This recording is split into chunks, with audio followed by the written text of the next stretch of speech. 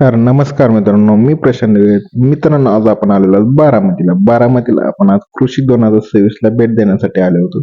तर या ठिकाणी पाहू शकता पार्किंगचे वांदे. आपल्याला पार्किंगसाठी गाडीला जागाच मिळत नव्हती.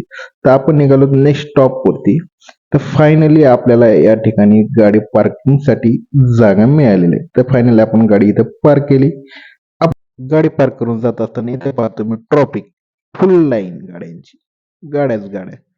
तर आपण इथे रजिस्ट्रेशन केले व त्या मॅडमकडनं आपण तिकीट खरेदी केली.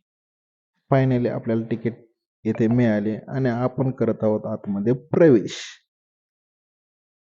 तर फायनली आपण आत आलो तर आत आल्यानंतर इथे ठेवलेले हे बघा मित्रांनो, पायनॅपल, कलिंगड आणि खरबूज.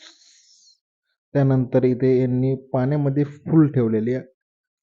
आणि इथे पहा मित्रांनो, ही आहे स्ट्रॉबेरींची त्यांनी शेती केलेली. आणि इथे पाहू शकता शेड नेट मध्ये केलेली ह्यांनी स्ट्रॉबेरीची शेती. स्ट्रॉबेरी एक नंबर होती मित्रांनो. तर मित्रांनो, हा बघा फ्लावर, हा फ्लावर एक वेगळाच फ्लावर होता. याला तर बारीक बारीक छोटेच गड्डे होते.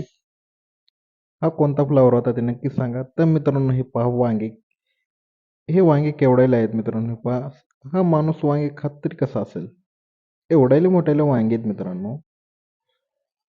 एक वांग जवळपास पावशेर ते अर्धा किलो भरत असेल. तर मित्रांनो, हे पहा, पाहायला किती छान वाटते ना.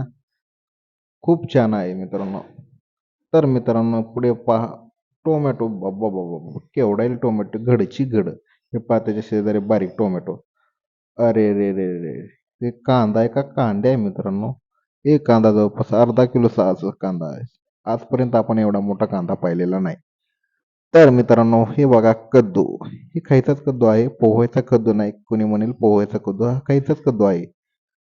तर मित्रांनो, हे पहा फुलांची शेती.